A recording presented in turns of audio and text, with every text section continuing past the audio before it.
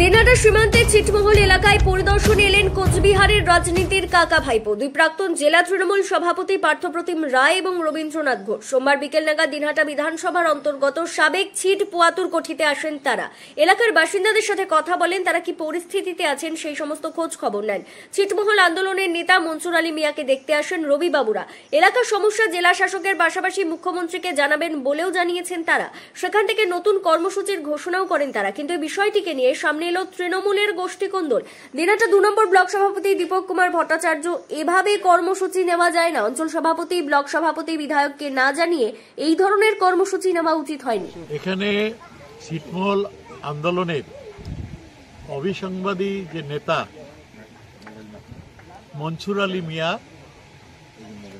যার নেতৃত্বে ছিটমহল আন্দোলন তার ঢেউ মমতা বাজির কাছে পর্যন্ত পৌঁছেছিল, দিল্লির দরবারে পৌঁছেছিল, সেই মনসুর আলী মিয়াকে অনেকদিন হলো দেখা সাক্ষাৎ হয়নি। তাই তাকে দেখার জন্য আমরা আজকে এখানে এসেছি। আমি এসেছি, পার্থ এসছে, পরিমল এসছে, খোকন মিয়া এসছে, হিমু এসছে, আমরা সবাই এসছি এবং আমরা একটা কর্মসূচি আমরা খুব শীঘ্রই নিতে যাচ্ছি। সেই কর্মসূচির নামটা হবে কেমন আছে ছিটমহলবাসী গত 1 দশকে।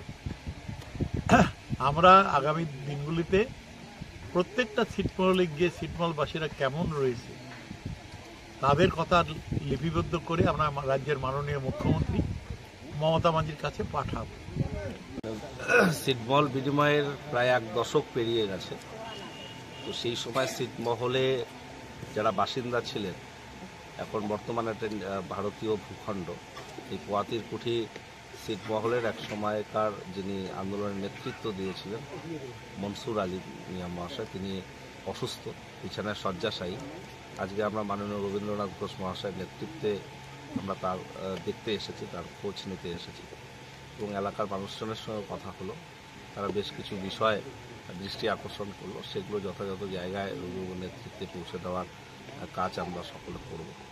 এটা ঠিক যে এই ঐতিহাসিক ছিটমহল বিনিময় ভারতবর্ষের ইতিহাসে একটা ঐতিহাসিক তাৎপর্য বহন করে এবং মাননীয় মুখ্যমন্ত্রী মমতা বন্দ্যোপাধ্যায় সেই সময় যে বলিষ্ঠ নেতৃত্ব এবং তার যে উদ্যোগ, তার ফলে কিন্তু ছিটমহল বিনিময় সেই সময় সম্ভব হয়েছিল। এই মানুষগুলো দীর্ঘদিনের একটা যে বদ্ধ অবস্থা থেকে মুক্তি পায়, নতুন করে স্বাধীনতার স্বাদ পায় এবং মনসুর বাবুদের মতো মানুষেরা অক্লান্ত পরিশ্রম করে তারা মানুষকে সংগঠিত করে মমতা বন্দ্যোপাধ্যায়ের কাছে পৌঁছেছে রবিবাবুর হাত ধরে। স্বাভাবিকভাবে সেই দিনগুলোর কথা ভীষণভাবে মনে রেখে আমরাও আজকে এসেছি মনসুর বাবুর সঙ্গে দেখা করতে। মনসুর বাবু অসুস্থ আছেন, তবে তার চিকিৎসা চলছে। তার ছেলে এই মুহূর্তে